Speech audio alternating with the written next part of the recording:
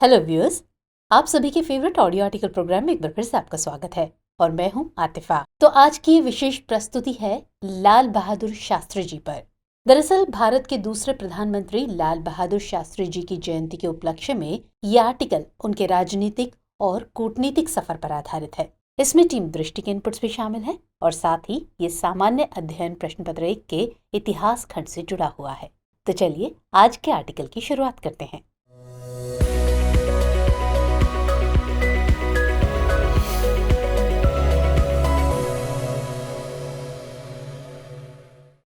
दोस्तों, 2 अक्टूबर का नाम सुनते ही हम में से ज्यादातर लोगों को यही याद आता है कि इस दिन राष्ट्रपिता महात्मा गांधी का जन्म हुआ था।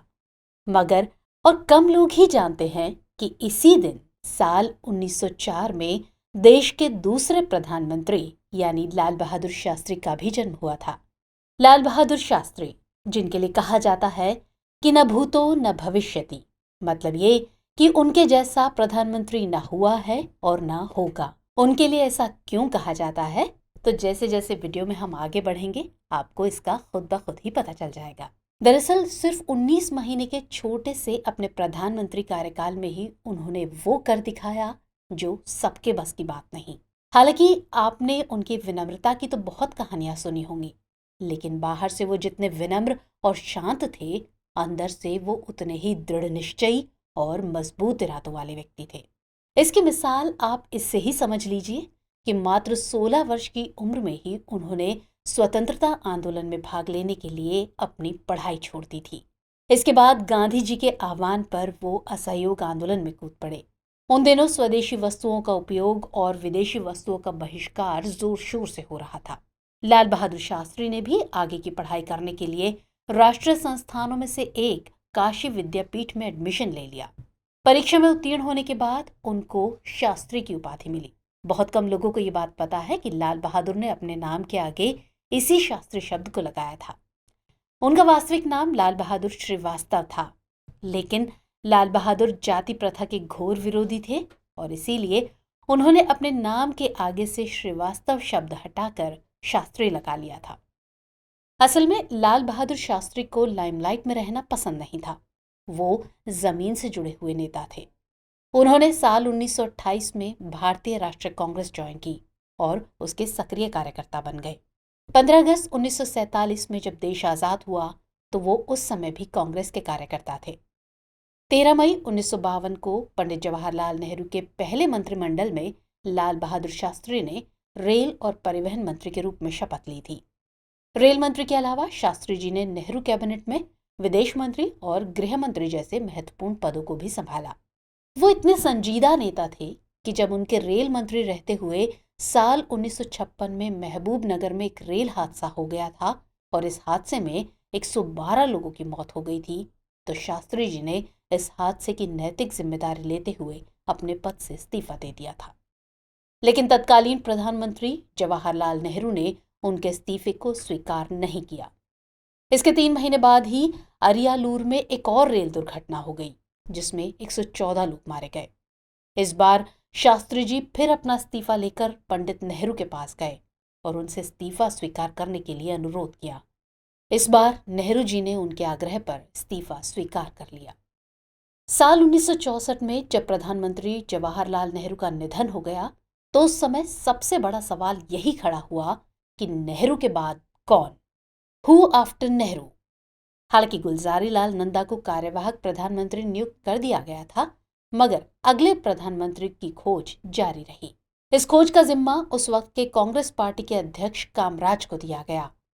उनके सामने सबसे बड़ी चुनौती थी कि वो ऐसे नेता को देश के लिए चुने जो सभी को स्वीकार्य हो और उनको लेकर विरोध कम से कम हो। इस सूची में 2 नाम सबसे आगे थे। इनमें पहली थी इंदिरा गांधी और दूसरे थे मोरारजी देसाई। मगर कामराज जी को लगता था कि अभी इंदिरा गांधी के पास पर्याप्त राजनीतिक परिपक्वता नहीं है, इसलिए उन्होंने मोरारजी देसाई को अगला प्रधानमंत्री बनाने के लिए पार्टी के सदस्यों से बात की। इतिहासकार रामचंद्र गुहा ने अपनी किताब इंडिया आफ्टर नेहरू में लिखा है, नेताओं से बातचीत के बाद जो बात सामने आ रही थी वो ये थी कि मोरारजी देसाई एक विवादास्पद पसंद हो सकते थे। उनके नाम पर आम सहमति नहीं बन पा रही थी। उनके आक्रामक रूप से काम करने और अपनी मनमर्जी से फैसला लेने की आदत पर कुछ नेताओं को आपत्ति थी। ज्यादातर नेताओं ने जिस नाम पर सहमति बनाई वो थे लाल बहादुर शास्त्री। इस तरह 9 जून 1964 को लाल बहादुर शास्त्री ने भारत के प्रधानमंत्री की शपथ ली। असल में लाल बहादुर शास्त्री जब प्रधानमंत्री बने तो उस समय देश और विश्व अनेक चुनौतियों से गुजर रहा था। भारत पाकिस्तान युद्ध, खाद्य संकट, शीत युद्ध का प्रभाव, ये सारी चुनौतियां किसी भी देश को कमजोर करने के लिए काफी थी। लेकिन शास्त्री जी ने न केवल देश का कुशल नेतृत्व किया बल्कि भारत की मजबूत छवि अंतर्राष्ट्रीय पटल पर रखी। हम एक एक करके उन सभी मुद्दों पर बात करेंगे। प्रधानमंत्री के रूप में शास्त्री जी के समय में सबसे गंभीर घरेलू मुद्दों में से एक भोजन की कमी और खाद्य संकट था। 1960 के दशक के मध्य में लगातार सूखे के कारण भारत गंभीर भोजन की कमी से जूझ रहा था। इसके अलावा जब 1965 में भारत पाकिस्तान युद्ध छिड़ा तो तत्कालीन अमेरिकी राष्ट्रपति लिंडन बी जॉनसन ने धमकी दी कि अगर भारत पाकिस्तान पर आक्रमण करता है तो वो भारत को लाल गेहूं का निर्यात करना बंद कर देंगे। दरअसल उन दिनों भारत खाद्यान्न उत्पादन में आत्मनिर्भर नहीं था, मगर इस संकट से निपटने के लिए शास्त्री जी ने राष्ट्र से सरल और संयमित जीवन शैली अपनाने का आग्रह किया और प्रसिद्ध नारा जय जवान जय किसान दिया। इस नारे ने न केवल देश को उत्साहित किया बल्कि कृषि आत्मनिर्भरता के महत्व और कृषक समुदाय को समर्थन देने की आवश्यकता पर भी प्रकाश डाला। इस संकट की घड़ी में उन्होंने देशवासियों से अपील की कि अगर हम एक सप्ताह में एक दिन एक समय का उपवास करेंगे तो खाद्य संकट की समस्या को दूर करने में मदद मिलेगी। उनके इस आह्वान पर देश भर में लोगों ने सप्ताह में एक समय का व्रत किया था।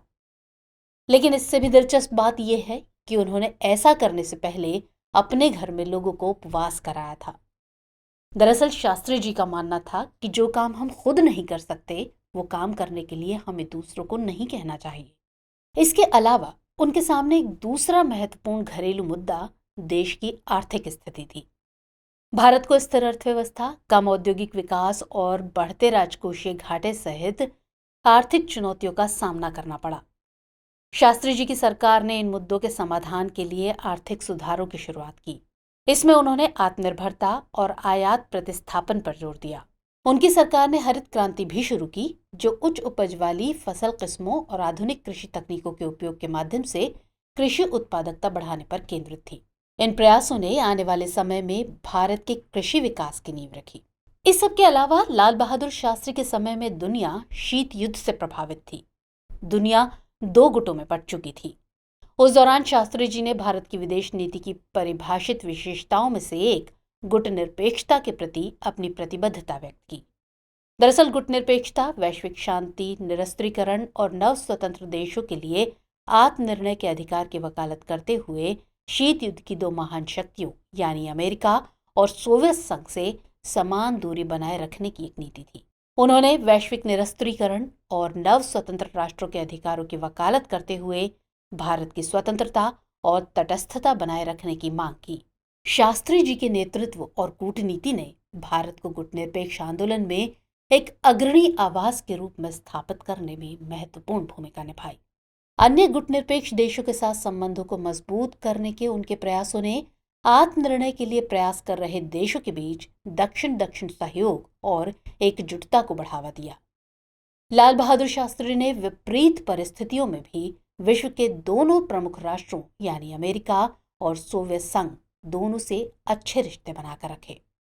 शास्त्री जी के कार्यकाल के दौरान एक बड़ा संकट 1965 का भारत पाकिस्तान युद्ध था, लेकिन शास्त्री जी ने देश के सामने आई इस चुनौती का भी मजबूती से सामना किया और दुनिया को अपने कुशल नेतृत्व का परिचय दिया।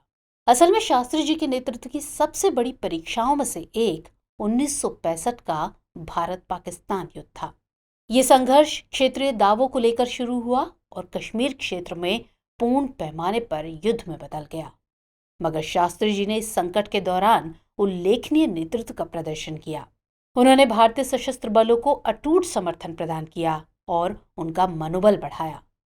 इस युद्ध के दौरान नई दिल्ली के रामलीला मैदान में उन्होंने जनता को संबोधित करते हुए कहा था पाकिस्तानी प्रधानमंत्री अयूब खान ने कहा है कि उनके कुछ टैंक टहलते टहलते दिल्ली आ गए हैं, तो हमारे भी कुछ टैंक टहलते हुए लाहौर पहुंच गए। उनका ये वक्तव्य उनकी कूटनीतिक वाक्पटुता को पूर्णतः स्पष्ट करता है। उन्होंने राजनयिक प्रयासों के माध्यम से भारत के लिए अंतर्राष्ट्रीय समर्थन हासिल किया और जनवरी 1966 में ताशकंद समझौते के माध्यम से युद्ध विराम करने में महत्वपूर्ण भूमिका निभाई।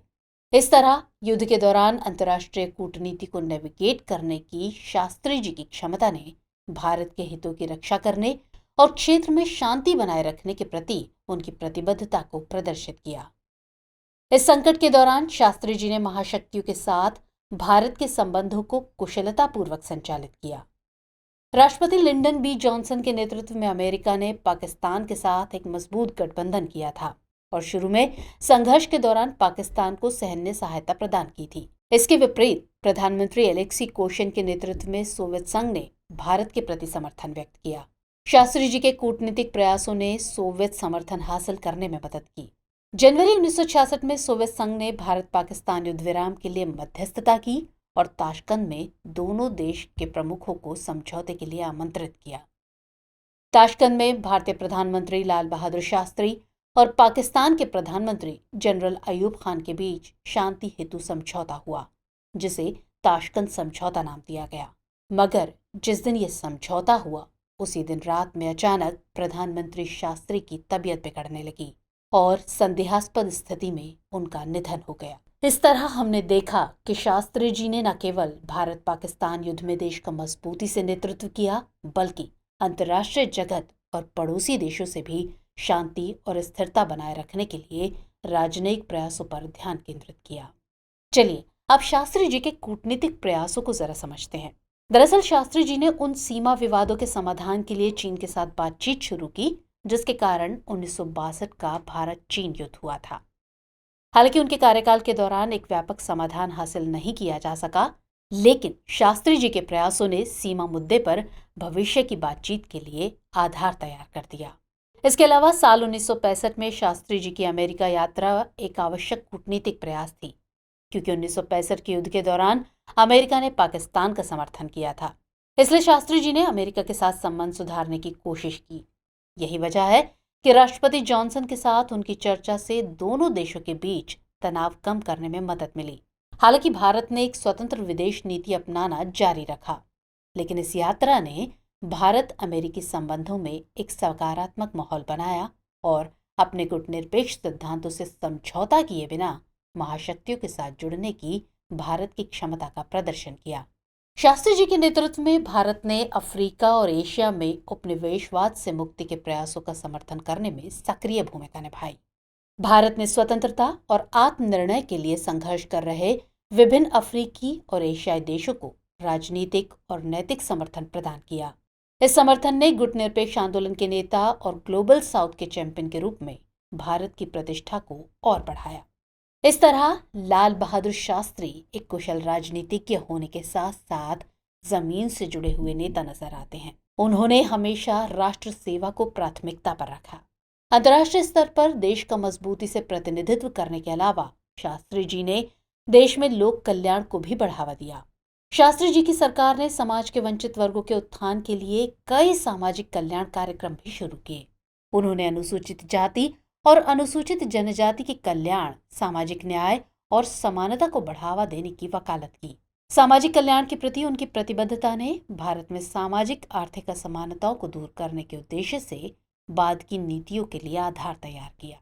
तो कुल मिलाकर देखा जाए तो प्रधानमंत्री के रूप में लाल बहादुर शास्त्री जी का कार्यकाल कई महत्वपूर्ण राजनीतिक स्थितियों से भरा था, जिसने भारत के घरेलू और अंतर्राष्ट्रीय परिदृश्य पर स्थायी प्रभाव छोड़ा।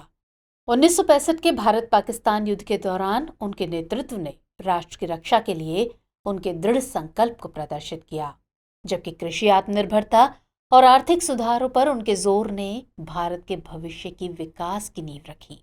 गुटनिरपेक्षता के प्रति शास्त्री जी की प्रतिबद्धता और उनके कूटनीतिक प्रयासों ने भारत को शीत युद्ध युग की चुनौतियों से निपटने में मदद की। हालांकि प्रधानमंत्री के रूप में उनका समय दुखद रूप से कम था, लेकिन एक ऐसे नेता के रूप में उनकी विरासत, जिसने देश के हितों को सभी से ऊपर रखा, उनका व्यक्तित्व भारतीयों को हमेशा प्रेरित करता रहेगा। तो चलिए अब नोट कर लीजिए आज का सवाल। लाल बहादुर शास्त्री की कूटनीतिक परिपक्वता की समीक्षा कीजिए। तो व्यूअर्स, आज के एपिसोड में इतना ही। हमारी ये विशेष प्रस्तुति आपको कैसी लगी कमेंट सेक्शन में जरूर बताइएगा। मुलाकात होगी अगले एपिसोड में किसी और खास विषय के साथ। तब तक के लिए जय हिंद।